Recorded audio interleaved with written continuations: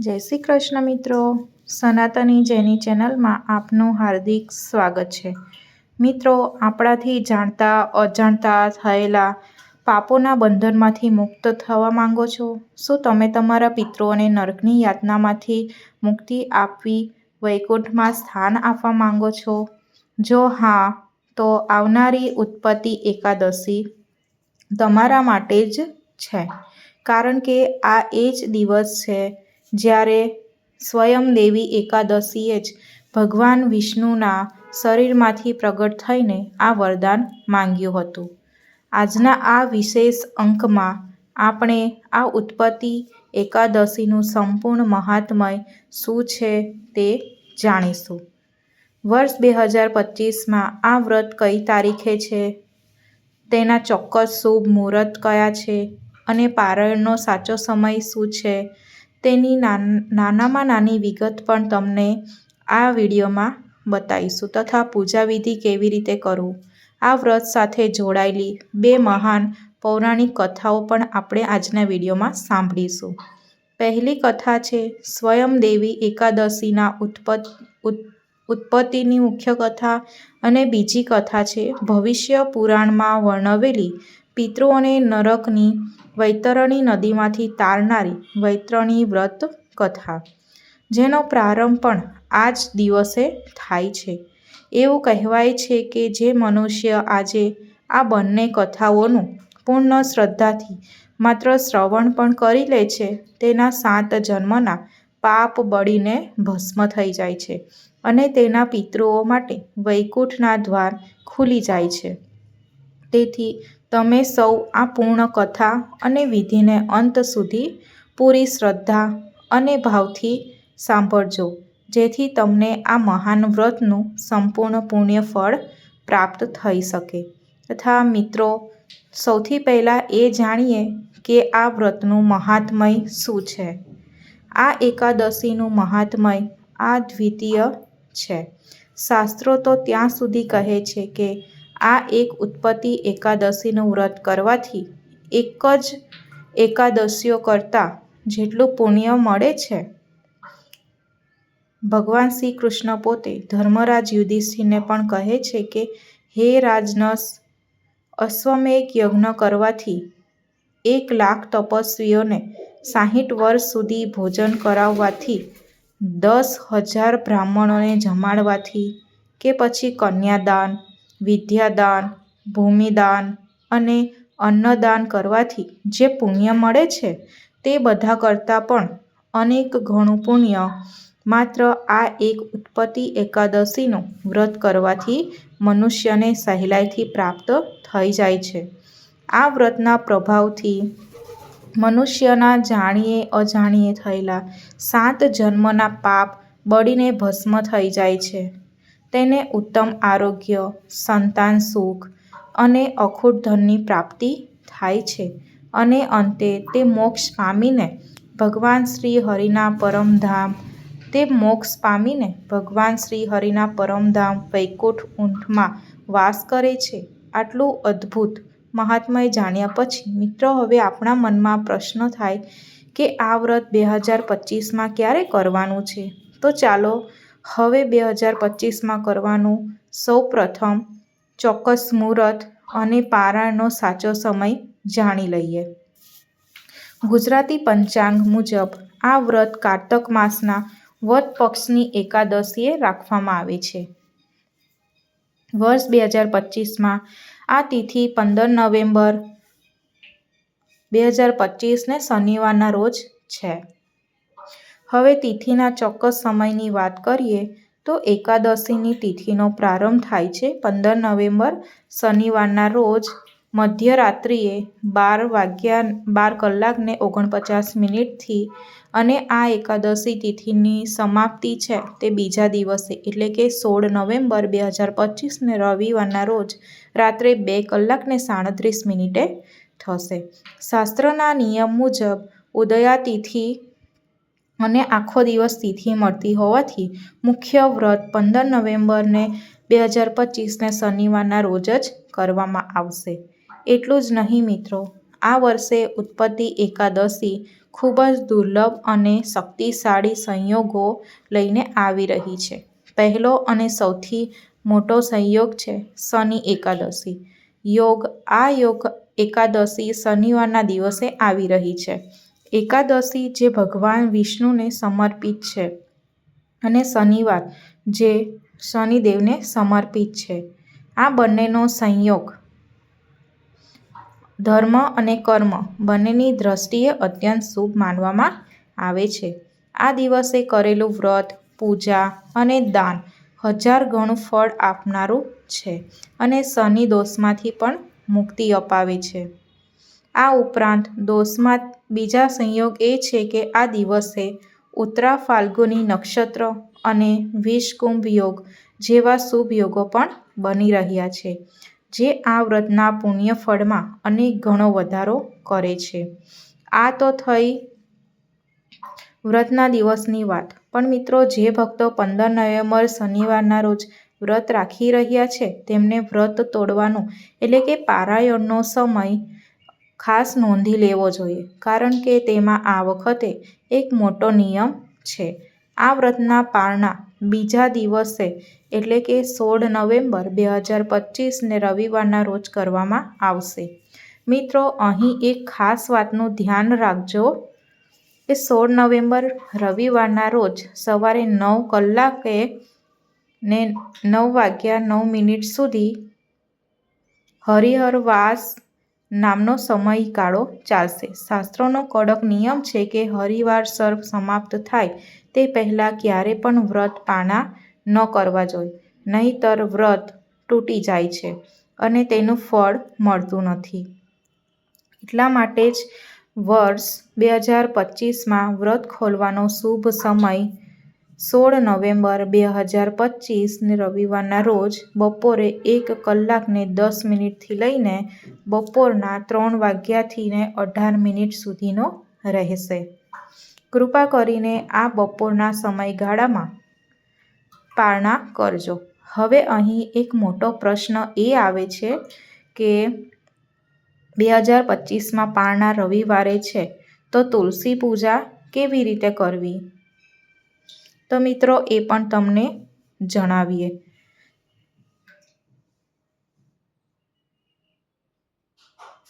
આપણે સૌ જાણીએ છીએ કે એકાદશીએ તુલસીમાં જળ નથી ચડાવતા અને રવિવારે પણ તુલસીમાં જળ નથી ચડાવતા, એની મનાઈ હોય છે. તો પછી 16 નવેમ્બર રવિવારે પારણા કેવી રીતે કરવા? કારણ કે તુલસી દળ ગ્રહણ કર્યા વિના તો પારણા અધૂરા ગણાય છે. મિત્રો, ચિંતા ન કરશો, શાસ્ત્રો આનું સ્પષ્ટ સમાધાન આપે છે. જ્યારે વ્રતના પારણાનો નિયમ આવે છે ત્યારે દ્વાદશી તિથિનો નિયમ રવિવારના સામાન્ય નિયમ કરતાં વધારે પ્રબળ ગણાય છે. તેથી તમે 16 નવેમ્બર સવારે સ્નાન કર્યા પછી તુલસી માતાને જળ અર્પણ કરીને પૂજા વિધિ કરી શકો છો અને તેનો કોઈ પણ દોષ તમને લાગશે નહીં. આ જળ ચડાવીને અને તુલસી દળ ગ્રહણ કરીને જ તમે તમારું મારું પારણું પૂર્ણ ગણાશે. મિત્રો, તારીખ, વાર અને પારણાનો આ અતિ મહત્વનો નિયમ જાણ્યા પછી હવે સમય થયો છે કે મહત્વના નિયમો જાણ્યા પછી દિવ્ય કથાઓ સાંભળવાનો, જેના માટે આ તિથિ ઓળખાય છે. તમે સાંભળી રહ્યા છો ભગવાન વિષ્ણુની કથા. એકાદશીના પ્રાગટ્ય દિવ્ય કથા. સ્કંદ પુરાણ અનુસાર સત્યયુગમાં તાલજંગ નામનો એક મહાપરાક્રમી અસુર હતો. તેને મૂર નામનો એક અત્યંત બળવાન અને ક્રૂર રાક્ષસ થયો. આ મૂર રાક્ષસ બ્રહ્માજીની શક્તિથી ઉત્પન્ન થયેલો હતો અને એટલો શક્તિશાળી હતો કે તેણે પોતાના શક્તિના અભિમાનમાં દેવલોક પર આક્રમણ કરી દીધું.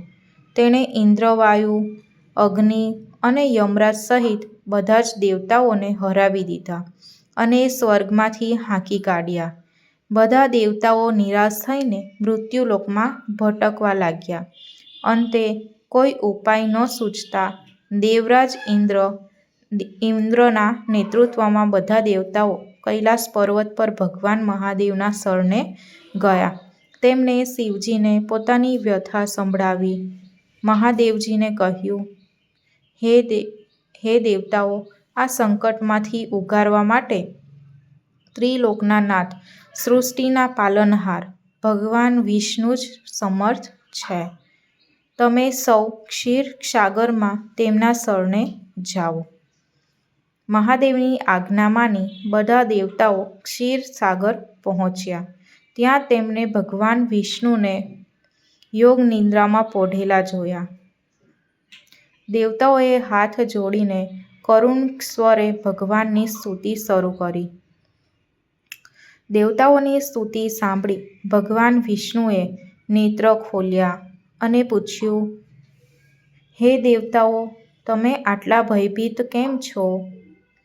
ત્યારે ઇન્દ્રે મૂળ રાક્ષસના અત્યાચારની બધી વાત સંભળાવી. આ સાંભળી ભગવાન વિષ્ણુ અત્યંત ક્રોધિત થયા. તેમણે કહ્યું, ચિંતા ન કરો, હું હમણાં જ એ દુષ્ટનો સંહાર કરું છું. ભગવાન વિષ્ણુ મૂળ રાક્ષસની રાજધાની ચંદ્રાવતી નગરીમાં પહોંચ્યા. મૂળ રાક્ષસે જેવા ભગવાન વિષ્ણુને જોયા તે હજારો અસુરોની સેના સાથે યુદ્ધ કરવા તૂટી પડ્યો. ભગવાન વિષ્ણુ અને મૂળ રાક્ષસ વચ્ચે 10,000 વર્ષો સુધી ભયંકર યુદ્ધ ચાલતું રહ્યું. યુદ્ધ કરતાં કરતાં જ્યારે ભગવાન વિષ્ણુને થાકનો અનુભવ થયો ત્યારે તેઓ યુદ્ધભૂમિ છોડીને બદ્રિક આશ્રમ તરફ ચાલ્યા ગયા. બદ્રિક આશ્રમમાં ભગવાન વિષ્ણુ 12 યોજન લાંબી એક ગુફામાં આરામ કરવા માટે યોગ નિદ્રામાં લીન થઈ ગયા. પુરાણોમાં આ ગુફાનું નામ સિંહાવતી ગુફા કહેવાયું છે. મૂળ રાક્ષસ પણ ભગવાનનો પીછો કરતો કરતો ત્યાં આવી પહોંચ્યો. તેણે જેવી ભગવાન વિષ્ણુને નિદ્રાધીન અવસ્થામાં જોયા તે દુષ્ટ મનમાં વિચારવા લાગ્યો, આ જ સારો મોકો છે. આજે હું મારા આ પરમ શત્રુને મારી નાખીશ.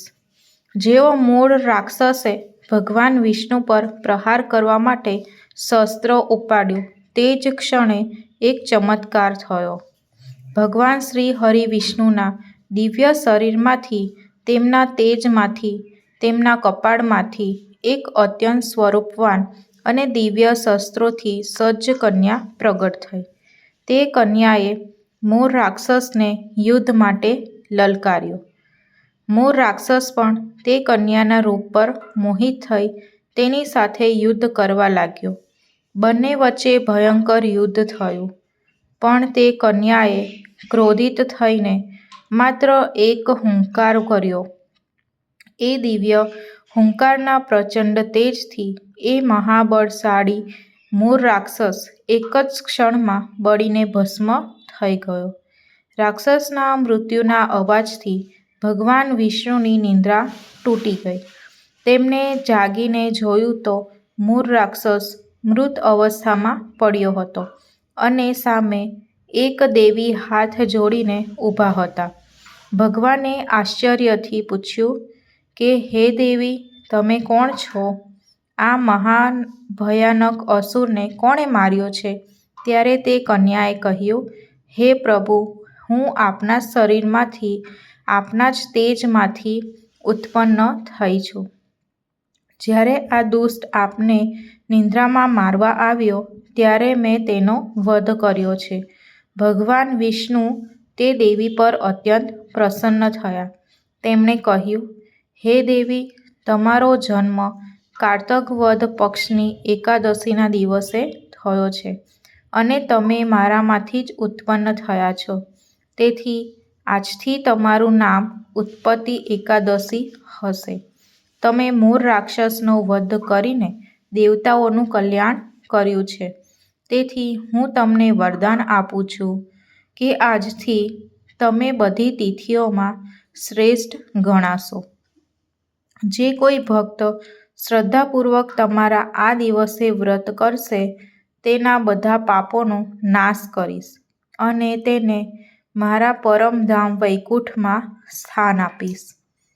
જે ફળ રાત્રિ જાગરણ કરનારને મળશે તે જ ફળ એક સમયે ફળાહાર કરનારને પણ મળશે.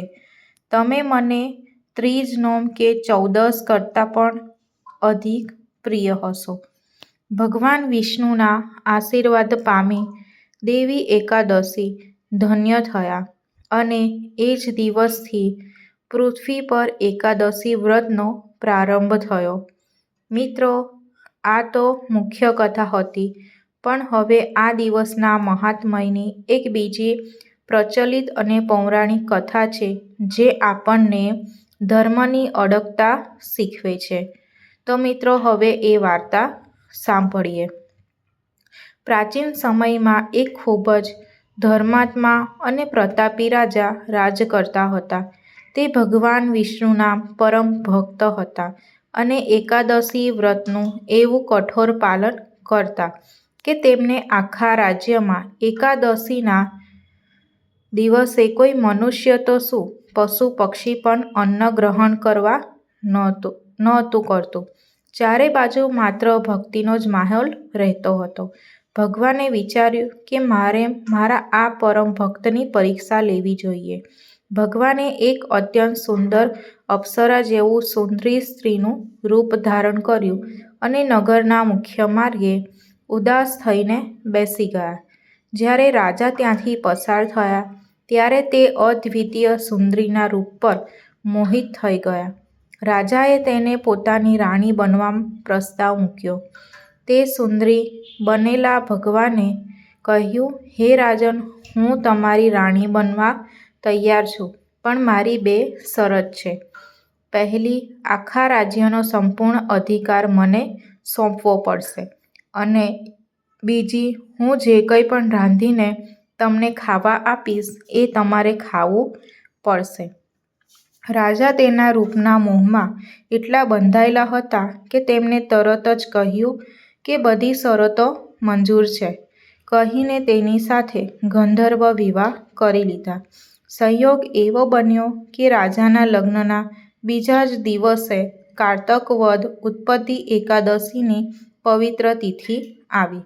આખા રાજ્યમાં બધા ઉપવાસની તૈયારી કરતા હતા, પણ નવી રાણીએ પોતાના સત્તાના અધિકારથી શાહી રસોડામાં માંસ, મચ્છી અને તામસિક ભોજન બનાવડાયું. જ્યારે તે માંસાહારી ભોજનની થાળી લઈને રાજા પાસે પહોંચી અને કહ્યું કે હે મહારાજ, ભોજન ગ્રહણ કરો. રાજા આ જોઈને કાંપી ઉઠ્યા. તેમણે કહ્યું, હે રાણી, આજે મારી પરમ પવિત્ર એકાદશીનું વ્રત છે. હું આ અભક્ષ્ય ભોજન કેવી રીતે ખાઈ શકું? ત્યારે તે સુંદરી ક્રોધિત થઈને બોલી કે હે રાજન, તમે મને આપેલું વચન ભૂલી ગયા. કાં તો તમે ચૂપચાપ આ ભોજન ખાઈ લો, નહીંતર વચન તોડવાના અપરાધમાં હું હમણાં જ તલવાર મંગાવીને તમારા મોટા રાજકુમારનું માથું તેના ધડથી અલગ કરી નાખીશ. નિર્ણય તમારા હાથમાં છે. કાં તો તમારો ધર્મ, કાં તો તમારો પુત્ર. આ સાંભળીને રાજા ભયંકર ધર્મ સંકટમાં ફસાઈ ગયા. તે રડતા રડતા પોતાની પહેલી મોટી રાણી પાસે ગયા અને બધી વાત જણાવી. તે ધર્મપરાયણ મોટી રાણીએ કહ્યું કે હે સ્વામીનાથ, તમે ચિંતા ન કરો. પુત્ર તો કદાચ બીજો મળી જશે, પણ એકવાર જો ધર્મ નષ્ટ થઈ ગયો તો તે ફરીથી ક્યારેય પાછો નહીં મળે. તમે તમારા ધર્મ પર અડગ રહો. ભલે આપણે આપણા પુત્રનું બલિદાન આપવું પડે, પણ તમે તમારું એકાદશીનું વ્રત પણ ન તોડશો.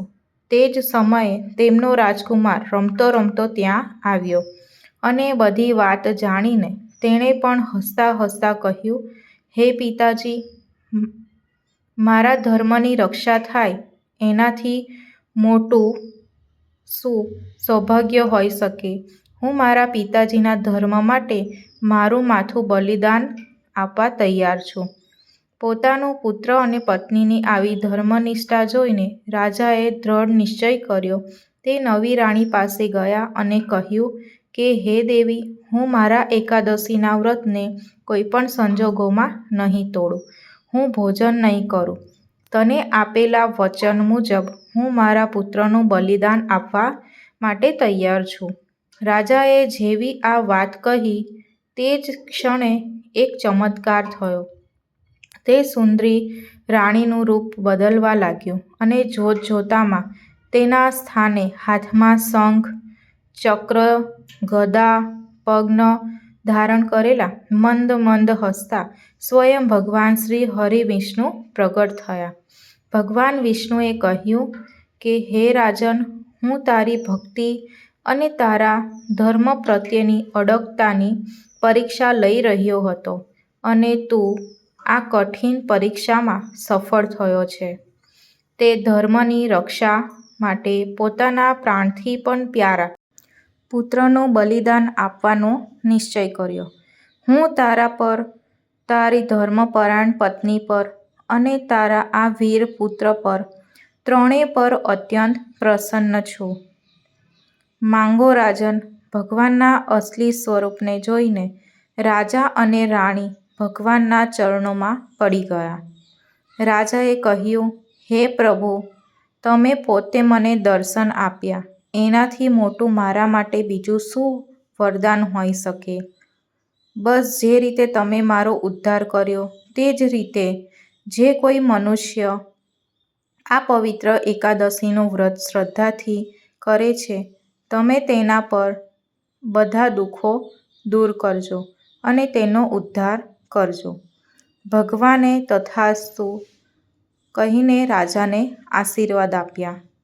તે જ ક્ષણે, તે જ ટાઈમ પર સ્વર્ગમાંથી એક વિમાન પૃથ્વી પર દિવ્ય વિમાન નીચે ઉતર્યું અને રાજા પોતાની પત્ની સાથે તે વિમાનમાં બેસીને સૌના દેખતા જ ભગવાન વિષ્ણુના પરમધામ વૈકુંઠ લોક તરફ પ્રયાણ કરી ગયા.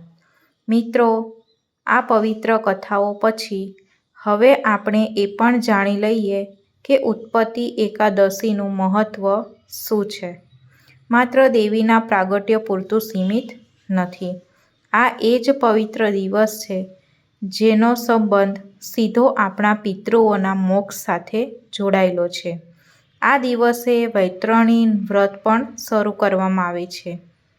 હવે આપણે આની પૌરાણિક કથા પણ સાંભળીશું. ભવિષ્ય પુરાણ અનુસાર એકવાર ધર્મરાજ યુધિષ્ઠિરે મહાભારતના યુદ્ધ પછી બાણશૈયા પર સૂતેલા દાદા ભીષ્મ પિતામહને પ્રશ્ન કર્યો. યુધિષ્ઠિરે પૂછ્યું, હે પિતામહ, મનુષ્ય એવું કયું વ્રત કે પુણ્ય કરે જેનાથી તેને યમલોકનું દુઃખ ન ભોગવવું પડે અને નરકની ભયાનક વૈતરણી નદી પાર પણ ન કરવી પડે? ત્યારે ભીષ્મ પિતામહે કહ્યું, હે યુધિષ્ઠિર, તમે ઉત્તમ પ્રશ્ન પૂછ્યો છે. આનો એક અચૂક ઉપાય છે અને તે છે વૈતરણી વ્રત. અને આ વ્રતનો પ્રારંભ કરવાનો સર્વશ્રેષ્ઠ દિવસ હોય છે કારતક વદ એકાદશી, એટલે કે ઉત્પત્તિ એકાદશી. ભીષ્મ પિતામહે તેની વિધિ સમજાવતા કહ્યું કે આ દિવસે ભક્તે એક વર્ષ માટે વ્રત કરવાનો સંકલ્પ લેવો જોઈએ. આ વ્રતમાં મુખ્યત્વે કાળી ગાયની પૂજાનું મહત્ત્વ છે. ભક્તે કાળી ગાયને સ્નાન કરાવી, તેની પૂજા કરવી, તેને વસ્ત્ર ઓઢાડવું અને ત્યારબાદ સૌથી મહત્ત્વપૂર્ણ ક્રિયા એ કરવી, ભક્તે એ કાળી ગાયની પૂંછડી પકડીને અને તે જ અવસ્થામાં શાસ્ત્રોક્ત વિધિથી પોતાના પિતૃઓનું તર્પણ કરવું. ત્યારબાદ ગાય માતાને પ્રાર્થના કરવી કે હે ગાય માતા, હું આ વ્રત મારા પિતૃઓને ભયાનક વૈતરણી નદી પાર કરાવવા માટે કરી રહ્યો છું. તમે મારી સહાય કરજો. વર્ષના અંતે આ વ્રતનું ઉદ્યાપન કરતી વખતે બ્રાહ્મણને ગાય, શૈયા એટલે કે પલંગ, લોઢું એટલે કે લોખંડ અને રૂનું દાન કરવામાં આવે છે. એવું માનવામાં આવે છે કે જે મનુષ્ય ઉત્પત્તિ એકાદશીના દિવસે આ વૈતરણી વ્રતનો સંકલ્પ માત્ર પણ કરે છે, તેના પિતૃઓ માટે વૈકુંઠના દ્વાર ખુલી જાય છે. મિત્રો, આ બધી દિવ્ય કથાઓ સાંભળ્યા પછી જે આપણી શ્રદ્ધાને અડક બતાવે છે, ચાલો હવે આપણી આ વ્રતના સંપૂર્ણ શાસ્ત્રોક્ત નિયમો અને પૂજા વિધિને વિગતવાર સમજી લઈએ.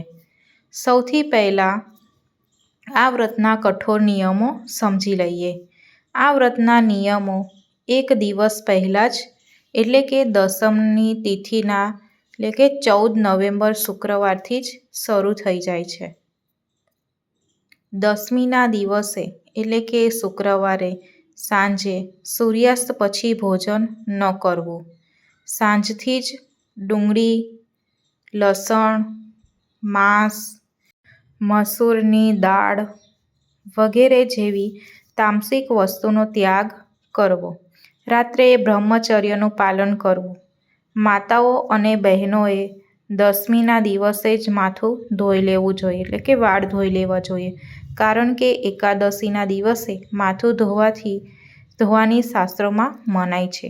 દસમીનું પાલન કર્યા પછી હવે મુખ્ય એકાદશીના દિવસના નિયમો સાંભળો. 15 નવેમ્બર શનિવારના દિવસે કોઈ પણ પ્રકારનું અનાજ ખાવું મહાપાપ ગણવામાં આવે છે.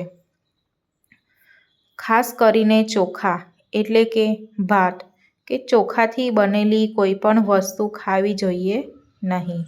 કારણ કે એવી માન્યતા છે કે આ દિવસે પાપનો વાસ ચોખામાં હોય છે. આ દિવસે ઘરમાં ઝાડુ ન મારવું જોઈએ. કારણ કે તેમાંથી કીડી, મકોડા જેવા સૂક્ષ્મ જીવોને હિંસાનું પાપ લાગે છે. જો સફાઈ કરવી ખૂબ જ જરૂરી હોય તો ભીના કપડાથી લૂછી શકાય છે. વ્રત કરનારે આ દિવસે વાળ કે નખ ન કાપવા જોઈએ. સવારે બ્રશ કે પેસ્ટનો ઉપયોગ ન કરવો. તેના બદલે દાંતણનો ઉપયોગ કરવો અથવા તો આંબો કે લીંબુના 12 પાન ચાવીને મોં સાફ કરવું અથવા તો મોં સાફ કરવા માટે બીજું કંઈ ન વાપરવું. મિત્રો, આજના જમાનામાં જોવા જઈએ તો જે મળે તે પ્રમાણે તમારી અનુકૂળતા મુજબ તમે કરી શકો છો. ક્રોધ, જૂઠું બોલવું, કોઈની નિંદા ન કરવી કે કોઈનું મન લુભાય તેવી કાર્યોથી બચવું જોઈએ અને બને તેટલું મૌન રહીને પ્રભુનું સ્મરણ કરવું. મિત્રો, આ બધા નિયમોનું પાલન કરવું અને હવે આપણે પૂજા વિધિને સમજી લઈએ. તો સૌથી પહેલાં આવે છે સ્નાન વિધિ. એકાદશીના દિવસે સવારે બ્રહ્મ મુહૂર્તમાં જાગીને સ્નાન કરતા પહેલાં શરીર પર શુદ્ધ માટીનો લેપ લગાવવો. જો માટી ન હોય તો હળદર અને ચણાના લોટનું ઉપટન લગાવી શકાય છે. તે લગાવતી વખતે પણ મંત્ર બોલવામાં આવે છે. મિત્રો, તમે તમારી અનુકૂળતા વ્યવસ્થાના આધારે આ વ્રત કરી શકો છો. જરૂરી નથી કે તમે આ જ રીતે કરી શકો. મંત્ર બોલીને, માટીને પ્રણામ કરીને, લેપ લગાવ્યા પછી ગંગાજળ મિશ્રિત શુદ્ધ જળથી સ્નાન કરવું. સ્નાન કર્યા પછી પૂજા સ્થાને બેસીને 3 વાર જળની આચમની કરવી. ઓમ નમઃ માધવાય નમઃ, ઓમ નમઃ કેશવાય નમઃ, ઓમ નમઃ નારાયણાય નમઃ. ત્યારબાદ હાથમાં જળ, પુષ્પ, અક્ષત અને 1 રૂપિયો લઈને વ્રતનો સંકલ્પ લેવો જોઈએ. હે પ્રભુ, હું આજે ઉત્પત્તિ એકાદશીનું વ્રત મારા સર્વ પાપોના નાશ માટે અને આપની પ્રસન્નતા માટે કરું છું. સંકલ્પ લીધા પછી ભગવાનનું પૂજન શરૂ કરવું. એક બાજોઠ પર પીળું વસ્ત્ર પાથરવું, ભગવાન વિષ્ણુ, માતા લક્ષ્મી અને શાલિગ્રામ ભગવાનની સ્થાપના કરવી, શુદ્ધ ગાયના ઘીનો દીવો પ્રગટાવવો, ભગવાનને પીળા વસ્ત્રો, પીળું ચંદન અને પીળા ફૂલો અર્પણ કરવા. હવે વાત કરીએ ભોગની. તો આ દિવસે ભગવાનને બદામ, પિસ્તા અને લવિંગનો ભોગ લગાવવાનું વિશેષ મહત્વ છે. એવું કહેવાય છે કે બદ્રિકા આશ્રમમાં પ્રસાદ રૂપે બદામ ચઢે છે. તેથી આ દિવસે બદામનો ભોગ શ્રેષ્ઠ ગણાય છે. ભોગની સાથે તાંબૂલ અર્પણ કરવું, એટલે કે એક નાગરવેલના પાન પર 2 લવિંગ, 2 ઇલાયચી અને 1 સોપારી મૂકી ભગવાનને મુખવાસ તરીકે અર્પણ કરવું. અને હા મિત્રો, ભગવાન વિષ્ણુની પૂજાનો સૌથી મુખ્ય ભાગ છે તુલસી દળ. દશમીના દિવસે એટલે કે શુક્રવારે સાંજે જ તોડીને રાખેલા તુલસી દળ ભગવાનને અચૂક અર્પણ કરવા. ભગવાન વિષ્ણુ તુલસી દળ વિના ભોગ સ્વીકારતા નથી. મિત્રો, હવે જાણીએ કે એકાદશીના દિવસે તુલસી માતાની પૂજા કેવી રીતે કરવી. આ દિવસે તુલસી માતા પણ ભગવાન વિષ્ણુ માટે નિર્જળા વ્રત રાખે છે. તેથી ભૂલથી પણ તુલસીના ક્યારામાં જળ અર્પણ ન કરવું. માત્ર સાંજે તુલસી પાસે ઘીનો દીવો પ્રગટાવવો અને સ્પર્શ કર્યા વિના ઓમ નમઃ સુભદ્રાય નમઃ મંત્ર બોલીને 3 પરિક્રમા કરવી. પૂજા કરતી વખતે આ દિવસે ચંદનની માળાથી ઓમ નમો ભગવતે વાસુદેવાય મંત્રનો યથાશક્તિ ઓછામાં ઓછો 11 વખત માળા જાપ કરવો. આ ઉપરાંત વિષ્ણુ સહસ્ત્રનામ, નારાયણ કવચ, કનકધારા સ્ત્રોત, હરિ સ્ત્રોત અને શ્રી સૂક્તમનો પાઠ કરવો અત્યંત ફળદાયી છે. પૂજાનું અંતિમ ચરણ છે રાત્રિ જાગરણ. આ વ્રતમાં રાત્રિ જાગરણનું ખૂબ જ મહત્વ હોય છે. જો શક્ય હોય તો આખી રાત જાગીને ભગવાનના ભજન, કીર્તન કે શ્રીનાથજીની ઝાંખીના પદો ગાવા જોઈએ. હવે છેલ્લે આ દિવસના ખાસ ઉપાયો જાણી લઈએ, જે 2025ના આ શનિવારના સંયોગના કારણે ખૂબ જ શક્તિશાળી બની ગયા છે. પહેલો ઉપાય છે શિયાળુ દાન. આ એકાદશી શિયાળાની શરૂઆતમાં આવે છે, એટલે કે 15 નવેમ્બર. તેથી આ દિવસે જરૂરિયાતમંદ લોકોને ગરમ વસ્ત્રો, ધાબળા કે સ્વેટરોનું દાન કરવું જોઈએ. એ અશ્વમેઘ યજ્ઞ બરાબર ફળ આપે છે. બીજો ઉપાય છે પિતૃ શાંતિ માટે. જેમના ઘરમાં પિતૃદોષ હોય તેમણે આ દિવસે બ્રાહ્મણને બોલાવીને કાળી ગાયની પૂજા કરવી. તેનું પૂંછડું પકડીને પિતૃ તર્પણ અવશ્ય કરાવવું જોઈએ. ત્રીજો ઉપાય છે શનિ દોષ માટે. કારણ કે વર્ષ 2025માં આ વ્રત શનિવારે છે. તેથી સાંજે પીપળાના વૃક્ષ નીચે શુદ્ધ ઘીનો દીવો પ્રગટાવવાથી શનિ દોષ અને આર્થિક તકલીફોમાંથી મુક્તિ મળે છે. અને હવે અંતમાં પારણાની વિધિ પણ ધ્યાનથી સમજી લઈએ. તો કે 16 નવેમ્બર રવિવારના રોજ સવારે સ્નાન કરીને ભગવાન વિષ્ણુ અને તુલસી માતાની પૂજા કરવી.